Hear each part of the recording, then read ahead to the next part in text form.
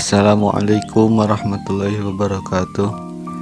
Perkenalkan, nama saya Ferdian Yusuf, kelas manajemen 4B dengan NPM 2101109 dari Sekolah Tinggi Ilmu Ekonomi Latifah Mubarakiyah. Kali ini saya akan menjelaskan mengenai analisis biaya, volume, dan laba.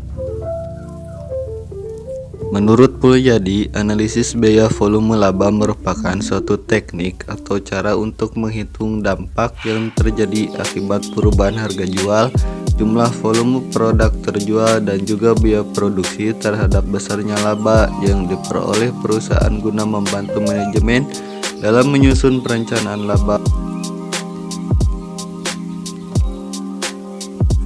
Pembahasan berikutnya yaitu mengenai hubungan antara biaya, volume, dan laba. Dalam perencanaan laba, hubungan antara biaya, harga jual, dan laba dapat memperhitungkan perubahan harga jual, volume penjualan, dan biaya terhadap laba untuk proses penyusunan anggaran oleh manajemen.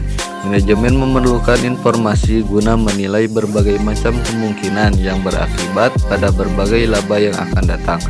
Ada 3 faktor yang mempengaruhi laba, yaitu biaya, harga jual, dan volume atau penjualan dan produksi. Biaya yang timbul untuk pengolahan produk akan mempengaruhi harga jual.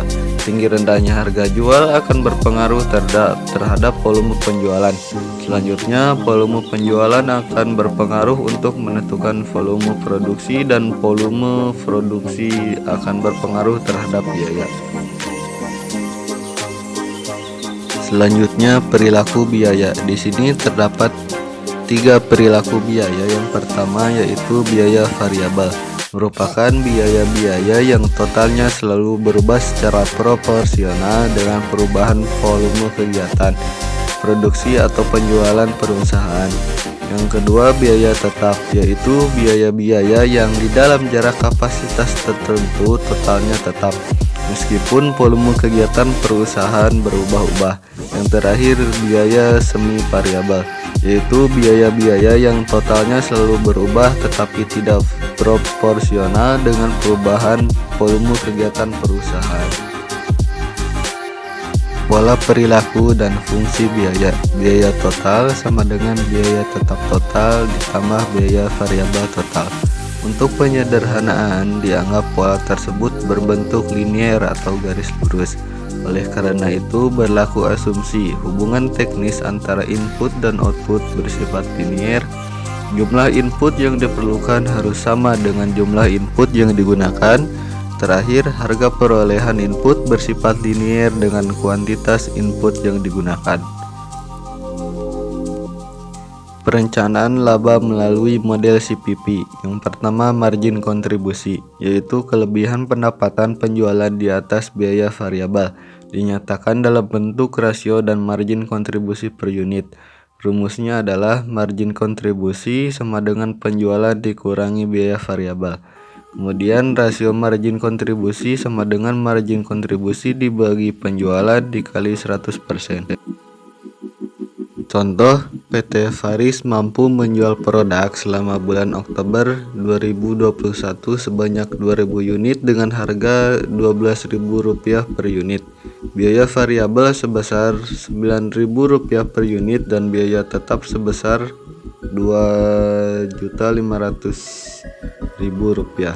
Hitunglah margin kontribusi, rasio margin kontribusi per unit, dan laba operasional bulan Oktober 2021. Untuk margin kontribusi, penjualan dikurangi biaya variabel dengan hasil 6 juta. Kemudian rasio margin kontribusi yaitu 24 juta dikurangi 18 juta dibagi 24 juta dikali 100%, hasilnya 25%.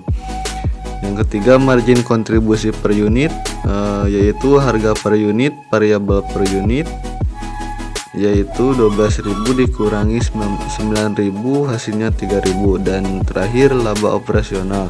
Rumusnya margin kontribusi dikurangi biaya tetap dengan hasil 3.500.000.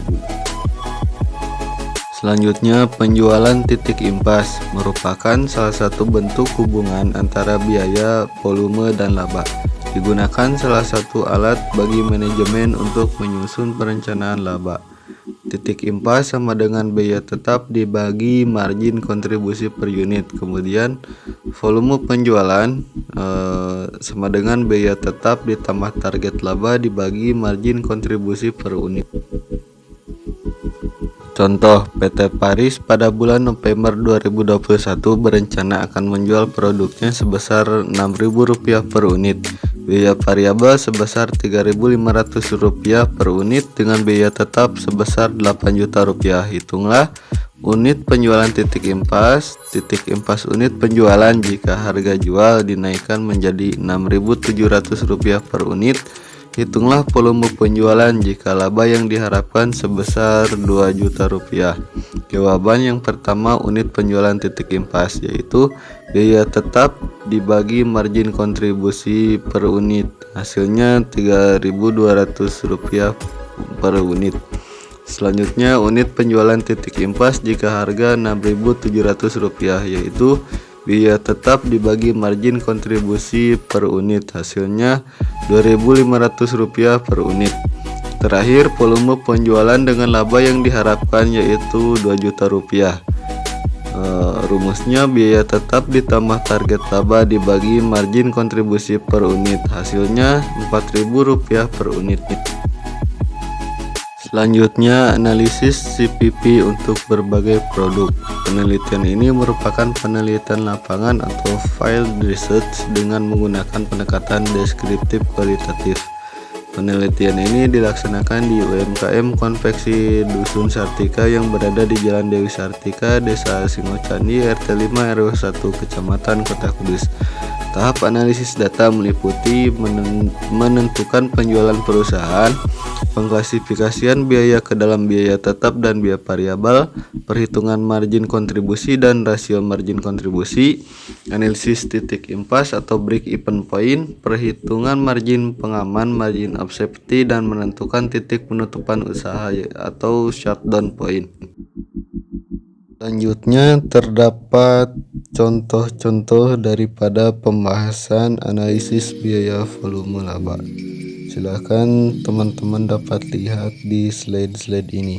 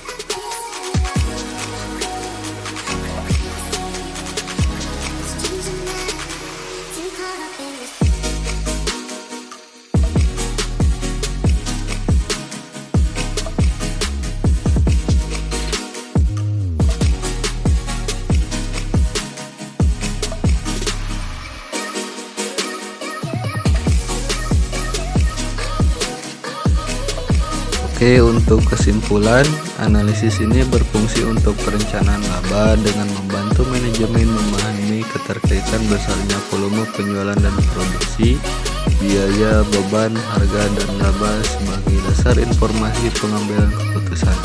Hasil perhitungan margin kontribusi rata-rata sebesar Rp7.431.587 dengan rasio margin kontribusi sebesar 0,20%.